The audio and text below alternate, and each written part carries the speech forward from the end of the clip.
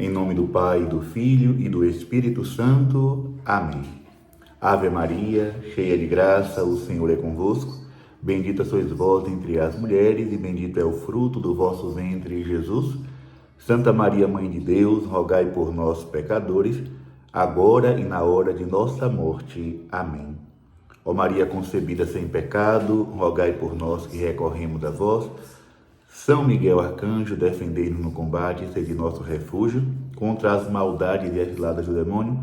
Ordem de Deus, instantemente o pedimos, e vós, príncipe da milícia celeste, pela virtude divina, precipitai no inferno a Satanás e a todos os espíritos malignos que andam pelo mundo para perderem as almas. Amém. Nossa Senhora de La Salete, rogai por nós.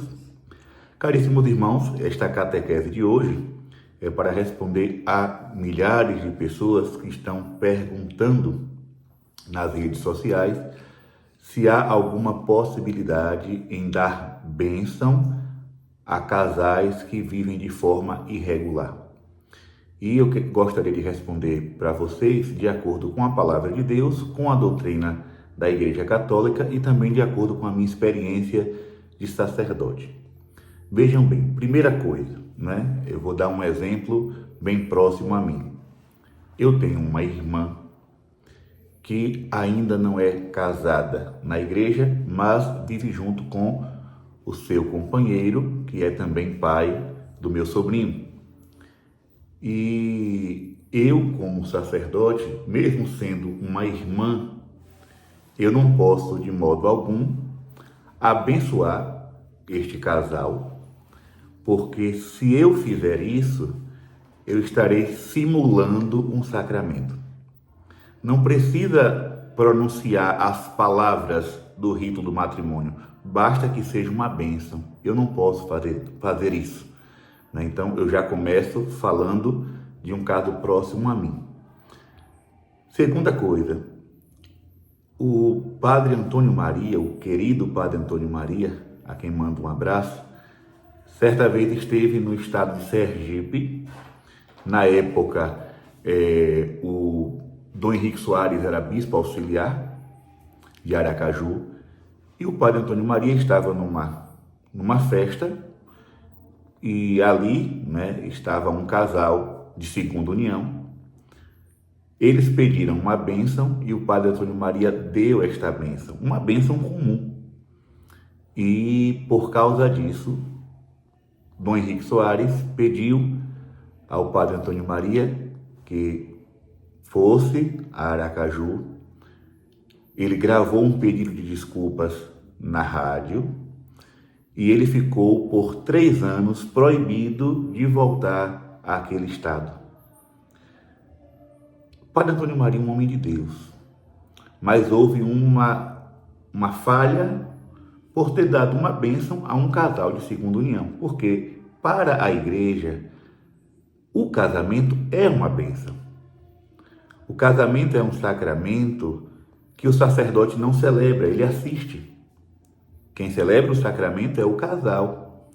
O sacerdote dá uma bênção ao amor daquele casal. Isso é o matrimônio. Agora existe, claro, um rito, existe uma fórmula para que o sacramento aconteça. Porém, dar qualquer tipo de bênção a um casal significa que Deus está satisfeito com aquilo, concordando com aquilo, de certa forma aquilo está sendo legalizado perante os fiéis. Então, a igreja sempre ensinou que não se pode dar bênção em nenhuma situação de casamento irregular, por mais que um padre ou outro tenha feito isso, mas isso constitui um grave erro, de acordo com aquilo que a igreja sempre ensinou. Padre, mas as pessoas não podem ser abençoadas? Sim, as pessoas podem sim. Qualquer pessoa pode e deve ser abençoada. Por exemplo, eu já abençoei pessoas em diversas situações. Já abençoei pessoas de outros credos. Já abençoei pessoas alcoolizadas. Uma vez um homem completamente alcoolizado chegou na paróquia. Quando me viu, tirou o chapéu. Padre, me abençoe, me abençoe. Eu dei uma bênção, coloquei as mãos na cabeça dele. Depois pedi à senhora que trabalhava lá na casa paroquial que providenciasse um café com um biscoito, ele comeu, foi embora. Lembro também de outra vez que eu estava celebrando a missa e um homem completamente drogado entrou na igreja na hora da comunhão, na fila, e eu percebi que ele não estava bem, até pelas roupas que ele vestia. E aí eu fiz o sinal da cruz na testa dele e cheguei no ouvido e disse assim: quero falar com você depois da missa. Ele balançou a cabeça. Depois da missa ele foi me procurar, conversou, pediu uma bênção e eu dei uma bênção. Então, abençoar pessoas é uma coisa. Abençoar o pecado da pessoa, isso não pode. Seja ele pecado de adultério, seja pecado de fornicação, seja pecado de homossexualidade, de atos homossexuais. A igreja não tem poder para abençoar. Essa é a doutrina da igreja, é o ensinamento da palavra de Deus, né? Então, uma coisa é abençoar pessoas. A gente abençoa objetos, se abençoa as plantações. Nós damos bênção aos animais no dia de São Francisco. Nós abençoamos a água, o sal, o óleo. Então, os filhos de Deus, sejam eles quem forem, independente da sua raça, do seu credo, da sua condição financeira, da sua vida pecaminosa, pedir uma bênção, o sacerdote pode e deve abençoar. Mas quando essa pessoa vem a nós trazendo uma situação irregular, a palavra já diz irregular, aquela situação não pode ser abençoada. Vou dar outro exemplo. Uma vez uma conhecida chegou para mim depois da missa com um punhado de terços na mão. Mas eu percebi que no meio dos terços haviam 2 alianças e eu já sabia que ela vivia uma situação irregular. Eu disse: minha filha, o que é isso aqui? Ela disse: não, padre, é a aliança minha e do meu companheiro. Eu disse: você sabe que eu não posso fazer isso. E aí tirei as alianças, pedi a ela que guardasse e abençoei os terços. Ela entendeu, continuamos amigos, somos até hoje, mas eu não posso, em nome da caridade, em nome da misericórdia, passar por cima de uma lei divina. Uma lei divina. Nenhum ser humano pode passar por cima de uma lei divina, não é?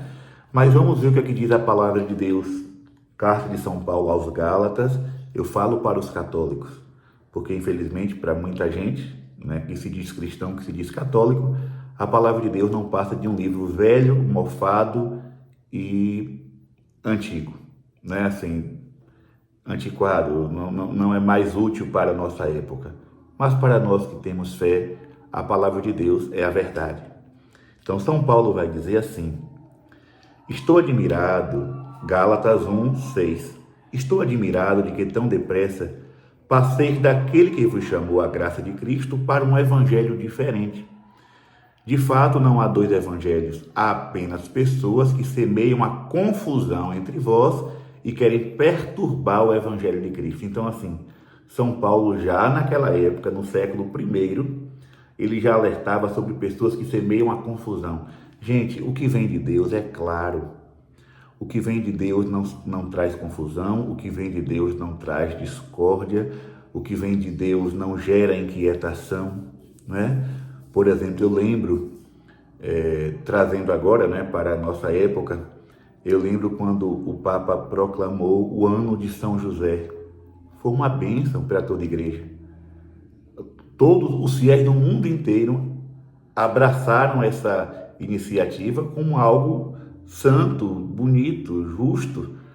Nós celebramos aqui no Brasil o ano de São José com muita ênfase, né? Paróquias que fizeram festas belíssimas para São José. Ou seja, ninguém questionou, mas por que ano de São José? Ninguém questiona. É algo de Deus, é algo do Espírito, né?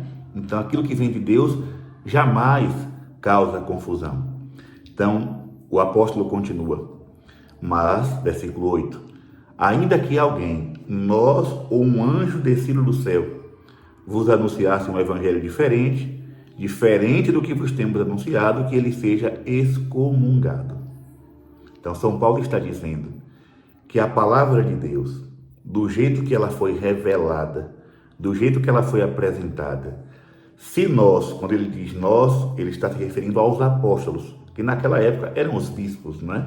Ou seja, se nós, os apóstolos, se nós, os bispos, ou um anjo descido do céu, ou seja, uma revelação divina, uma aparição, anunciar um evangelho diferente, confuso, não podemos seguir, né? Então, isso é o que diz a palavra de Deus. Mas vamos ver aqui o que diz o documento, um documento publicado por São João Paulo II no ano de 1986. 1986.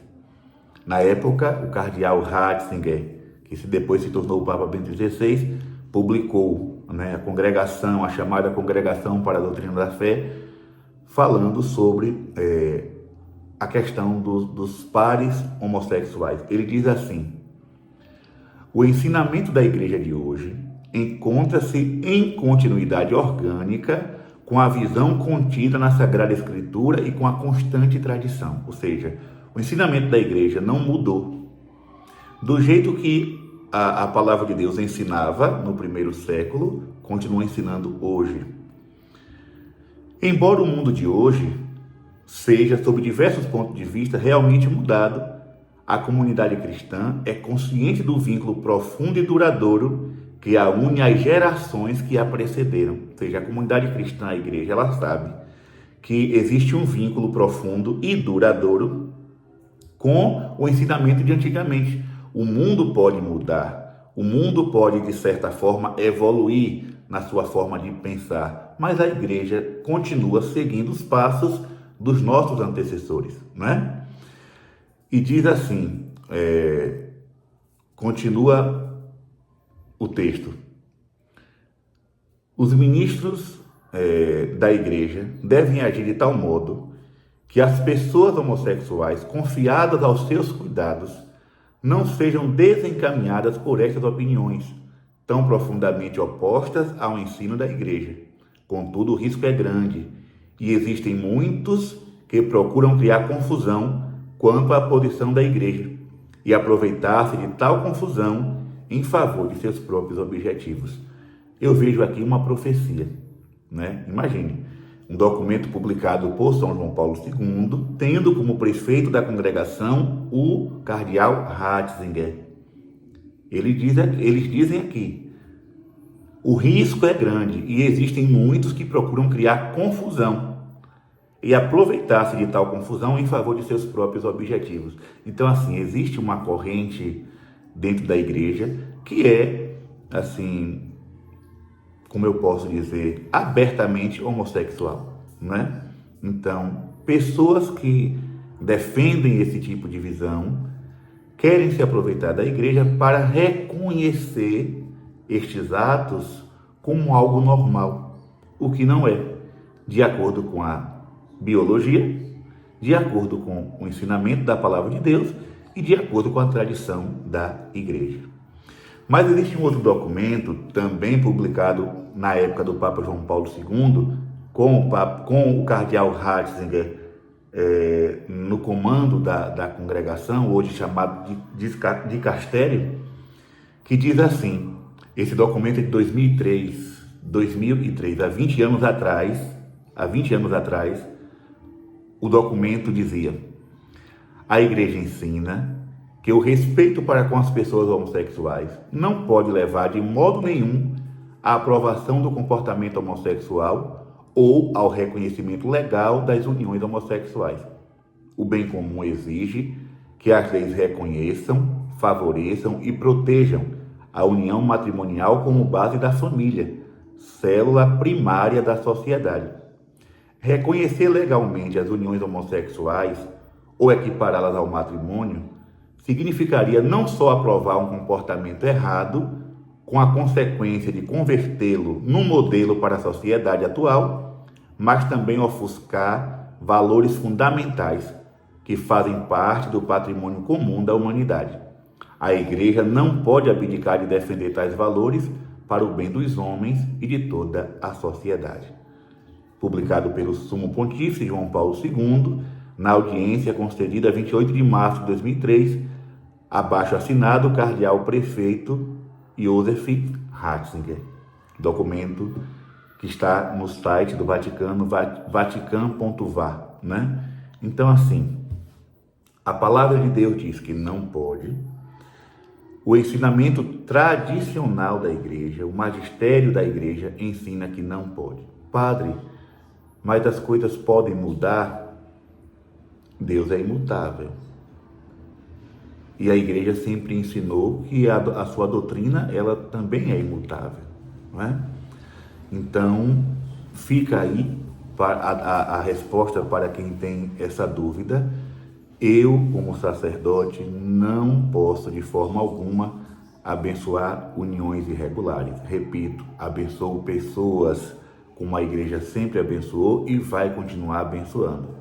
Mas abençoar o pecado de alguém ou reconhecer algo de bom no pecado, isso é impossível, isso não cabe a nós, isso não está de acordo com o ensinamento da igreja. Que Deus nos abençoe hoje e sempre, em nome do Pai, e do Filho, e do Espírito Santo. Amém.